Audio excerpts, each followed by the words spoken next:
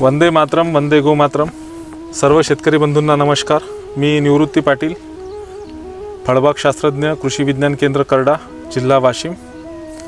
आम्ही मागील 6-7 वर्षापासून गोकृपा अमृत नैसर्गिक शेती पद्धतीचा प्रचार प्रसार करीत आहोत.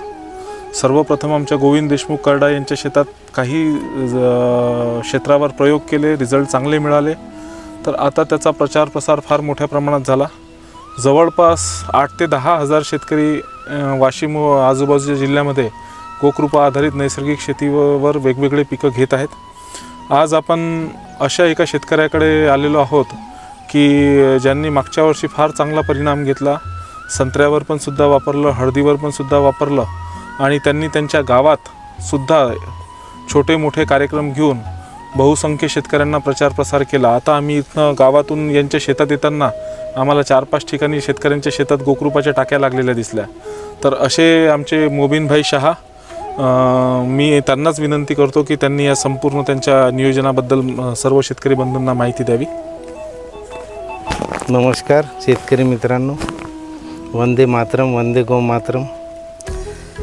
मी गोकृपावरील शेती करत असताना मला माहिती मिळाल्यानंतर गेल्या वर्षी मी 1 एकरवर प्रयोग केला पूर्ण आणि मला रिझल्ट चांगला आला आणि कंटिन्यू मला मार्केटमध्ये भाव पण चांगला मिळाला. तर यावर्षी मी 3 एकर. किती एकर हळद होती मोबिनभाई तुमची मागच्या वेळेस? 1 एकर. 1 एकर. आणि हळद सुरुवातपासून गोकृपावर होती? हो, 100% गोकृपावर. 100% गोकृपावर होती. 1 एकर. 1 एकर. किती खर्च आला त्याला पूर्ण उत्पादनाला? खर्च पूर्ण गोकृपाचा मला पूर्ण प्लॉटमध्ये 5,000 रुपये खर्च आला गोकृपाचा. आणि शेणखत किती टाकलं होतं? शेणखत 5 ट्रॉली टाकलं होतं कंपोस्ट करून. अच्छा, ते गोकृपानेच कुजवलं होतं? गोकृपानेच कंपोस्ट केलेलं खत होतं पूर्ण. अच्छा, म्हणजे गोकृपाने तुम्ही 5 ट्रॉली शेणखत कुजवलं, हळदीची लागवड केली आणि मग गोकृपा अमृत ठिबकद्वारे सोडलं की कसं? ठिबकद्वारे सोडलं. ठिबकद्वारे कंटिन्यू. किती सोडलं असेल पूर्ण 8-9 महिन्याच्या कालावधीत? 10,000 लिटर पर्यंत सोडलं होतं. 10,000 लिटर गोकृपा अमृत खालनं सोडलं. 2,000 लिटरची टाकी आहे माझी. हां, त्याच्यामध्ये मी प्रत्येक 1,000 लिटर प्रत्येक आठवड्याला 1,000 लिटर सोडत होतो. अच्छा. आणि फवारण्या गोकृपा अमृत फवारण्या केल्या 4. अच्छा. याच्या व्यतिरिक्त काही रासायनिकचा कोणता नाही, रासायनिक स्प्रे नाही, रासायनिक खत नाही, कोणत्याच पद्धतीचं काहीच वापरलं नाही. आणि एकंदरीत कशी होती हळद? हळद एकदम मस्त होती. आजूबाजूच्या शेतकऱ्यांच्या तुलनेत कशी होती? आजूबाजूच्या रासायनिकच्या प्लॉटपेक्षा आपली हळद चांगली दिसत होती. करपा अजिबात नव्हता शेवटपर्यंत. आणि कोणत्या पद्धतीची रोग बिमारी काहीच आली नाही त्याच्यावर. होमणीचा प्रादुर्भाव नाही, काहीच नाही. कोणत्याच गोष्टीचं काहीच कमतरता मला जाणवली नाही शेवटपर्यंत. एकरी किती झाली मग? एकरी मला 40 क्विंटलपर्यंत ॲव्हरेज आला. एका एकरामध्ये तुम्ही 40 क्विंटल हळद घेतली? हो. आणि आजूबाजूच्या शेतकऱ्यांना? आजूबाजू 32-35, कोणाला 30, कोणाला 25 रासायनिकवाले. अच्छा, 22-25 पासून 30-35 पर्यंत शेतकरी आहेत? 30 पर्यंत रासायनिक मधले. आणि तुम्ही 40 पर्यंत गेले बिना खर्चाचे? 40 क्विंटल पूर्ण. आणि मला मार्केटमध्ये बाकी लोकांपेक्षा 800 रुपये क्विंटलनं माल रेट पण जास्त मिळाला. का बरं? ते कुरकुमन चांगला असल्यामुळं, हळदीची नरमाई असल्यामुळं कांडी पूर्ण हातानं तुटत होती. अच्छा. त्याच्यामुळं मार्केटमध्ये व्यापारी पण आपल्या गंजावर जास्त जोरात म्हणजे हळद घ्यायसाठी जास्त इंटरेस्टेड होते. म्हणजे एका बाजूने उत्पादन खर्च कमी झाला आणि दुसऱ्या बाजूने हळदीला प्रति क्विंटल 800 रुपये जास्त भाव मिळाला आणि एकरी 8 ते 10 क्विंटल इतर शेतकऱ्यांच्या तुलनेत तुम्हाला जास्त झाली. जे जवळपास नाही काही तर तुमची 10 क्विंटल आणि एक 70 ते 80 हजार रुपये डायरेक्टली आणि 1.25 लाख रुपये इनडायरेक्टली रासायनिकच्या तुलनेत तुम्हाला जास्त फायदा झालेला आहे. खूप छान. आता काय तुमचं नियोजन यावर्षी? तर यावर्षी पण मी 3 एकर प्लॉट पूर्ण गोकृपावरच केला आणि कंपोस्ट स्वतः कंपोस्ट करूनच खत टाकलेलं. तर याला एकरी 5 ट्रिपच खत टाकलं.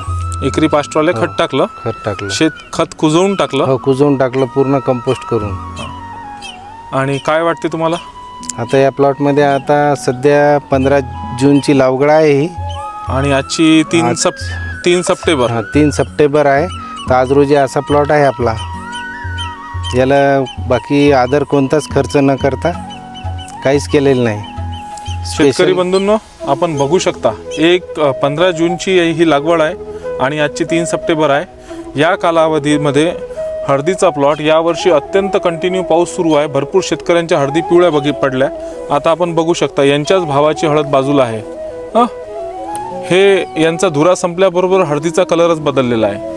दोन्हीच्या लागवडी सोबतच्याच आहे. फरक फक्त एवढा आहे की तो रासायनिकवर प्लॉट आहे आणि हा गोकृपामृतवर प्लॉट आहे. इथं विशेषतः फुटव्यांची साईज, फुटव्यांची संख्या, स्टमचा आकार आणि पानांची साईज हे अत्यंत चांगल्या पद्धतीने आहे. काय अपेक्षा वाटते यावर्षी उत्पादनाची? टार्गेट किती ठेवलेलं आहे? सर यावर्षी टार्गेट मी 50+ ठेवलेलं आहे. 50 क्विंटल एकरी काढायचं आहे. हो.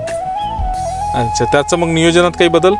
नाही, नियोजन तर फक्त गोकृपा जास्त वाढवणार. हां, बाकी तर शेणखत तर दिलेलं आहेच. सोबत गोधन देणार? हो, गोधन आता देणार. हां, त्याच्यानंतर शेणाची स्लरी? शेणाची स्लरी देणार.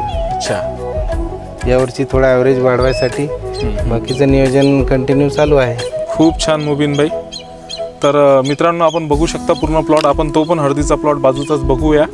तर 50 क्विंटलचं टार्गेट यांनी ठेवलेलं आहे आणि मला वाटते 50 क्विंटल हळद घ्यायला फारशी काही अडचण जाणार नाही, ज्या पद्धतीने नियोजन सुरू आहे.